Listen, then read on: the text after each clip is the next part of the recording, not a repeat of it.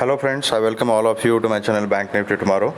दोस्तों, I am certified in equity and derivatives. मैंने आपके सामने बैंक निफ्टी स्पॉट का 5 मिनट्स का चार्ट यहाँ पे डिस्प्ले किया हुआ है। तो चलिए बात करते हैं कि अभी क्या ही बात करें ऐसे मार्केट में मतलब जो चाहे जो मर्जी एनालिसिस करो आप, मार्केट कभी कभी दिन में तारे दिखा देती है। ठीक है, पिछले कुछ दिनों से मतलब हफ्ता 10 दिन से तो मार्केट ने बायर्स का पूरा पेशेंस टेस्ट किया हुआ है और पिछले 2-3 दिन से तो इट वाज अ हाइट। ठीक है कि आज चार्ट आपके सामने है। ऐसे मार्केट में क्या ही करेगा आदमी, चाहे वो बायर हो चाहे सेलर हो, कुछ तो अपॉर्चुनिटी दिख जाए।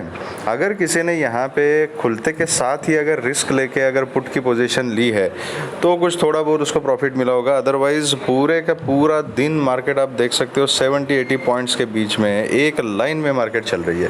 तो ऐसे मार्केट में आप क्या ही कर सकते हो। बस कोई किसी साइड में डायरेक्शन में कुछ कंफर्मेशन नहीं है, कोई ट्रेंड का कंफर्मेशन नहीं है, कुछ नहीं है।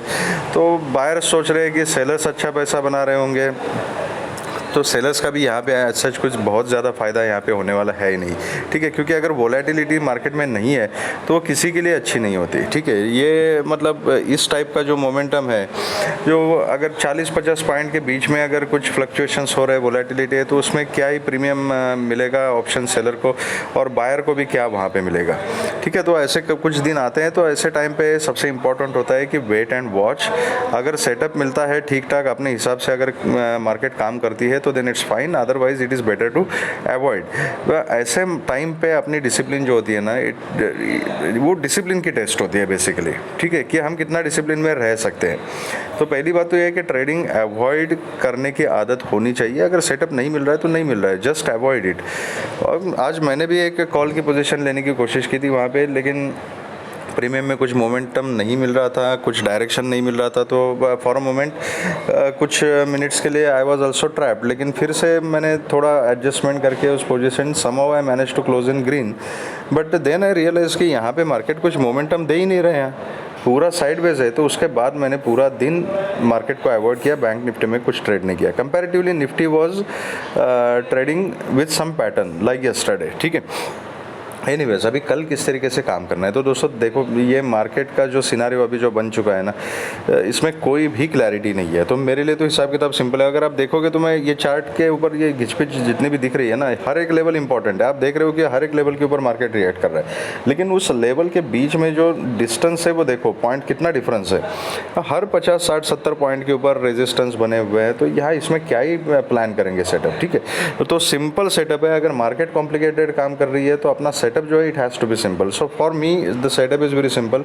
इफ़ इन एनी केस, चाहे वो फ्लैट खुले, कैसे भी खुले, कुछ भी हो जाए, if I find a market above 44,200 तो ये 212 पकड़ लीजिए, 212 का लेवल है आज का हाई। इसके ऊपर मैं कॉल के बारे में सोचूंगा और 460, 480 के लिए मैं बैठ जाऊंगा ऊपर। ठीक है, उसके बीच में एक 340 का लेवल है, दैट इज़ ऑल्सो इंपॉर्टेंट। अगर इसके ऊपर मार्केट अगर निकल जाती है तो very important thing, tomorrow is expiry and tomorrow's expiry is going to be a news based expiry, क्योंकि फेड की मीटिंग है। फेड की मीटिंग का जो भी रिजल्ट होगा उसके ऊपर यूएस मार्केट रिएक्ट करेगी आज रात को, and depending on the US market and overall global cues, tomorrow our market is going to react. ठीक है, तो ये एक इंपॉर्टेंट फैक्टर है कल के दिन। तो हो सकता है कल के दिन हमें एक डिसेसिव मूव किसी भी एक साइड में मिल जाए, लेकिन वो मूवमेंट जब तक नहीं मिलती, जब तक कंफर्म नहीं होती, तब तक हेवी क्वांटिटी में ट्रेड बिल्कुल नहीं करना है। We have to manage the risk very well. Sorry.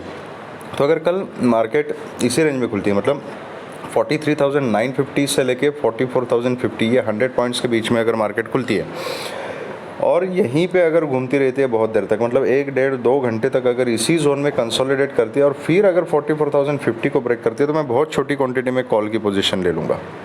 Okay, लेकिन फर्स्ट खुलते के साथ ही पहले 10-15 मिनट में ये अगर ये ऊपर जाना शुरू करती है तो I will wait and watch. मैं इमीडिएटली कॉल में नहीं घुसूंगा।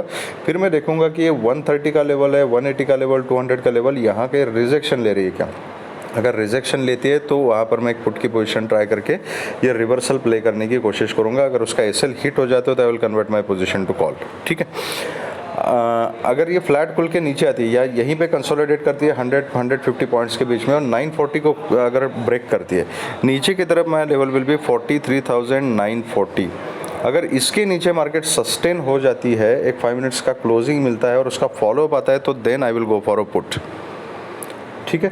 और फिर नीचे के जो टारगेट्स है दोज विल बी 43,800, 700, 630 और 630 के नीचे अगर जाती है तो 530, 470, 450 तक के टारगेट्स नीचे की तरफ मिल सकते हैं। लेकिन इसके लिए ये 940 के नीचे कंटिन्यूस सस्टेन होनी चाहिए और ट्रेड करना चाहिए। तो अगर फ्लैट कॉल की यही कंसोलिडेट करती है, जितना ज़्यादा कंसोलिडेट करेगी कल भी उतना अच्छा हो जाएगा एक्सपायरी मूव के लिए। और जिस साइड में फिर ब्रेकआउट करेगी उस साइड में मैं बैठ जाऊंगा, लेकिन क्वांटिटी में छोटी रखूंगा। अगर मूवमेंट हो जाती है, अच्छी खासी मूवमेंट हो जाती है, तो कम क्वांटिटी में भी अच्छा पैसा बन सकता है।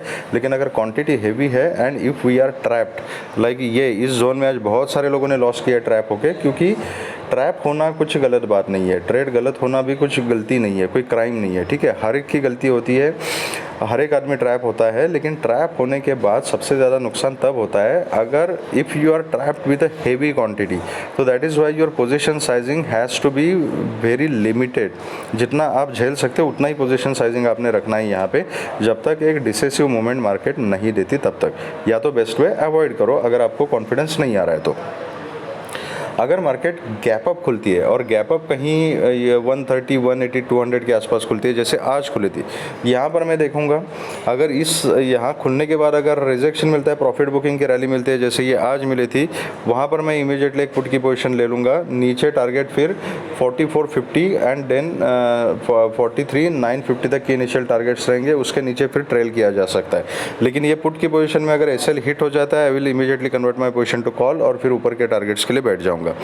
अगर गैप डाउन खुलती है और गैप डाउन खुलने के बाद प्राइस एक्शन देखना बहुत ज़रूरी है, ठीक है। अगर कहीं 900 के आसपास खुलती है, 880, 900 के आसपास, यहाँ तक मैं कॉल की अपॉर्चुनिटी देखूंगा अगर सपोर्ट लेती है तो, ठीक है। लेकिन इसको अगर ब्रेक करती है, गैप डाउन खुल के भी अगर उस लेवल को ब्रेक करती है और 880 के नीचे फिर सस्टेन हो जाती है, definitely I will go for a put. और 880 के भी नीचे अगर खुलती है तो फिर प्राइस एक्शन देख के काम करना है। स्विंग्स को ऑब्जर्व करूंगा मैं, वेव्स को ऑब्जर्व करूंगा, जैसे स्विंग्स बनेगी, जैसे पैटर्न बनेगा उस हिसाब से आई विल ट्रेड। अगर कहीं गैप अप के केस में एक तो है कि बहुत ज़्यादा गैप अप हो जाए कि ये यहाँ पे 200-250 के आसपास खुले और फिर रिजेक्शन आ जाए, ठीक है। दूसरा है कि कहीं ना कहीं थोड़ा सा एक 100-150 पॉइंट ऊपर रेंज को शिफ्ट करे, जैसे यहाँ पे रेंज बनाई, यहाँ वैसे ही ऊपर रेंज बनाई जैसे कुछ दिन पहले किया था, ठीक है। और इसी रेंज में अगर कहीं कंसोलिडेट करेगी तो फिर जिस साइड में ब्रेकआउट करेगी उस साइड में मैं ट्रेड लूँगा, ठीक है। तो इससे अच्छा, इससे सिंपल और कोई स्ट्रैटेजी हम बना नहीं सकते। अगर कन्फर्म कुछ सेटअप मिल रहा है तभी ट्रेड करना है, अदरवाइज नहीं करना है ट्रेड, ठीक है। तो ये रहा सेटअप कल के लिए बैंक निफ्टी का। अभी चल के बात करते हैं कि निफ्टी में क्या सेटअप बन रहा है। देखो आज बैंक निफ्टी के कंपोनेंट्स जो थे ना, उसमें अगर देखोगे तो बहुत ज़्यादा कुछ परफॉर्म नहीं कर रहा था। ICICI bank, axis bank, Kotak bank सब रेड में ही वहाँ पे ट्रेड कर रहे थे, कुछ अच्छा परफॉर्म नहीं कर रहे थे। इंडेक्स डेफिनेटली ऊपर नहीं जाएगा, ठीक है। Whereas in case of Nifty, Reliance was performing well. तो निफ्टी में एक पैटर्न ने काम किया है, ये गैप अप खुली फिर नीचे डिप मारा और उसके बाद ये कंटिन्यूसली थोड़ा सा ऊपर का मोमेंटम निफ्टी ने दिखाया। मतलब अगर किसी ने कॉल की पोजीशन ली होगी तो एटलीस्ट थोड़ा बहुत तो उसको profit at the end of the day मिला होगा, ग्रीन में कहीं क्लोज किया होगा। बैंक निफ्टी ने उतना भी मौका नहीं दिया, पूरा का पूरा टाइम डिके करके सब काम बिगाड़ दिया बैंक निफ्टी ने, ठीक है। तो निफ्टी एक ट्रेंड में चल रही है, लेकिन Nifty is also very close to all time high, 100-125 point से ही पीछे है, ठीक है। अभी 2-3 हफ्ता पहले कहानी अलग थी। That time bank Nifty was at all time high and Nifty was lagging. अभी निफ्टी थोड़ा सा ऊपर की तरफ ट्रेड कर रहा है, बैंक निफ्टी इज लैगिंग, ठीक है। ये पता नहीं कौन कौन से लोग एडवर्टाइजमेंट के लिए कॉल करते हैं यार। एनीवेज निफ्टी का क्लोजिंग है 18,750। ये एक ट्रेंड लाइन है, इस ट्रेंड लाइन के साथ निफ्टी यहाँ पे काम कर रही है। आप अपने चार्ट के ऊपर ठीक ठाक एडजस्ट करके ड्रॉ कर सकते हो। क्लोजिंग है 18,750 के आसपास। अगर ये फ्लैट खुलती है, ऊपर का जो ट्रेड है कॉल का वो मैं 18,780 के ऊपर अगर सस्टेन हो जाती है तो then I will go for a call. ऊपर के जो टारगेट्स है सॉरी 815 का फर्स्ट टारगेट रहेगा, 815 को क्रॉस किया, उसके बाद 30, देन 850, देन 870 के आसपास अगर मुझे निफ्टी मिलती है तो यहाँ पे मैं अपना टारगेट बुक करूँगा, प्रॉफिट बुक करूँगा। इसके ऊपर सस्टेन हो जाती है तो फिर से पोजीशन ली जा सकती है। अगर 870 से रिजेक्शन आता है तो रिवर्सल भी प्ले किया जा सकता है छोटी सी क्वांटिटी में and with a very strict stop loss. अगर ये फ्लैट खुल के नीचे आती है 730 तक मैं बाइंग की अपॉर्चुनिटी देखूंगा। ये trend line is a reference line. 750 से 730 या 20 पॉइंट के लिए अगर स्कैल्पिंग करना चाहते हो तो इट इज़ योर मैनेजमेंट, लेकिन मैं पर्सनली 730 तक पुट की कोई पोजीशन नहीं लूँगा। अगर फ्लैट खुल के नीचे आते और 730 को अगर ब्रेक करती है तो मैं एक छोटी क्वांटिटी में एक पुट की पोजीशन ले लूँगा। फिर उसके बाद 680 तक के टारगेट्स हमें मिल सकते हैं। 680 के नीचे फिर 650 और 630 के लिए हम ट्रेल कर सकते हैं। अगर गैप अप खुलती है और गैप अप कहीं ना कहीं 800 के ऊपर 830 850 यहाँ पर कहीं गैप अप खुलती है, वहाँ पे अगर रिजेक्शन लेती है, फर्स्ट कैंडल अगर कुछ निगेटिव कैंडल बनती है तो उसका लो ब्रेक होने के बाद मैं एक पुट की पोजीशन ट्राई करूँगा। अगर इसका एसएल हिट हो जाता है तो I will convert my position to call. लेकिन अगर ये पुट का ट्रेड अगर मेरे डायरेक्शन में चला जाता है तो मेरा जो टारगेट रहेगा वो 18,770 will be first target, then 750 and उसके नीचे फिर 730 तक मैं ट्रेल करूँगा इसको। ओके, अगर कहीं यहीं पे थोड़ा सा ही गैप अप अगर खुलती है 780, 770, 750 टू 780 के बीच में, यहाँ पे प्राइस एक्शन को देखना है। जैसे 780 ब्रेक करेगी market, I will go for a call. अगर 780 पे रिजेक्शन लेती है तो रिवर्सल प्ले किया जा सकता है।